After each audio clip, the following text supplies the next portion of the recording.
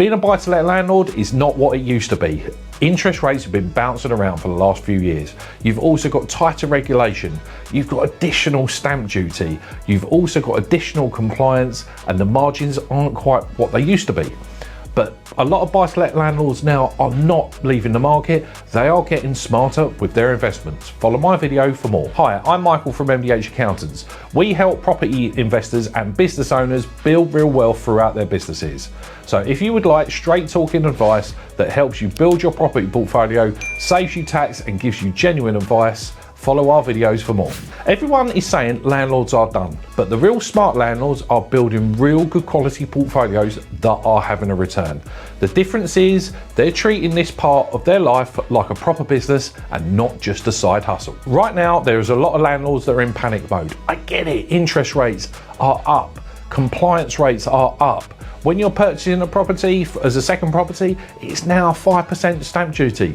In the budget 2025, unless you own your property as a limited company, your tax is up by another 2%. And that's without the full benefit of interest deductions against your total profits, where you only now get a credit. I get it, things are hard. But the thing that I see a lot of property investors do now at the minute is treat their portfolio strategically. They're now looking at things that are profitable, because a rental profit is not just rental income minus mortgage. You've got to factor in loads of other things: agents cost, service charge, repairs, you may need licensing, and all these things add up. So when you're looking at what your true profit is from your buy-to-let portfolio, you need to factor in all of these figures. The problem isn't always the market, it's the way it's managed. So tax has changed tremendously over the last 5 to 10 years with property investments, so you need to make sure that you're structured really well. In the budget 2025, there's another 2% on top on landlords, and you will not get full high rate tax relief on interest costs. That's a bit of a kick in the teeth. But currently at the minute, limited companies, if you're building a portfolio, are the best way to hold a property 8 or 9 times out of 10, but not always. So make sure that you've got everything set up within your portfolio highly strategically, where you're looking at basically not having any waste. You're using all of the legislation, so you are making the biggest return on this investment as possible. I know, Michael, but you're a property investor and an accountant yourself, so you help clients with this day in and day out. Yes, I do. So here are 5 things that I would consider as a property landlord to make sure that you absolutely nail it. Number 1 is get your structure right. If you're going to do a big property portfolio and you run a business, it's highly likely in 8 out of 10 cases a limited company will be best to hold your assets. It's also really interesting to introduce and separate for inheritance tax later on down the line. But if you're looking for one of the cheapest avenues to pay the least amount of tax in a legal way as possible, consider a limited company, but please review your whole circumstances before you make the final decision. Track your real profit. It's not just rent minus mortgage costs.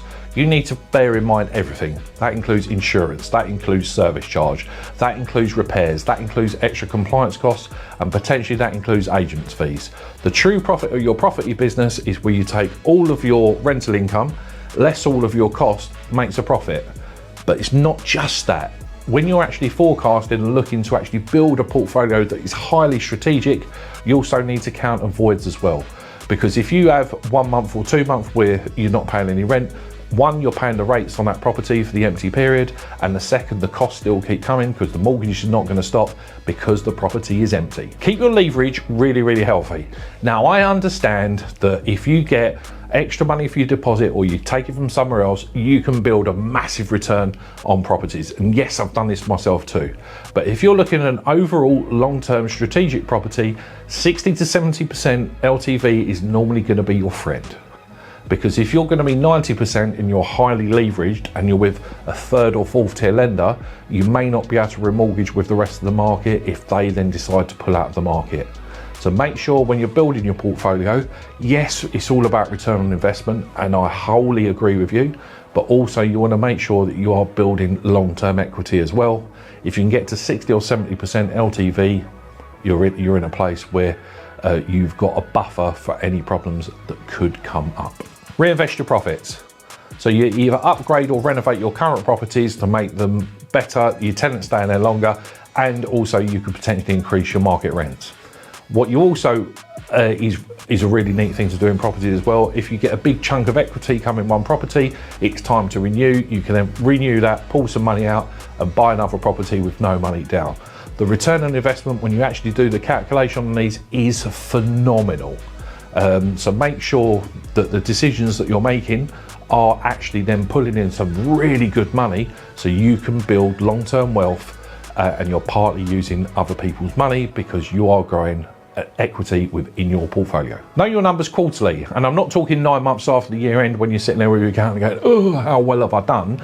This is where you've got a handle on it. It's never been easier to do, to keep bookkeeping up to date with relevant information. Xero makes this really easy. You can pull in your bank statements via bank feed, you can pull in your agent statements, and it's really easy to analyse. So I would normally recommend that you're doing your property portfolio on at least a quarterly basis. That way you'll have a really good handle of how things are going, and things won't go 12, 16 months abroad, but you go, damn, I made a mistake with that. At MDH, we work with landlords that want to actually make a real profit, not ones that are just doing it for a dream, and we are here to help you build long-term wealth. So if I can help with any questions that have come from this video, click the link below, let's book in a growth call with me, and I'm here to help.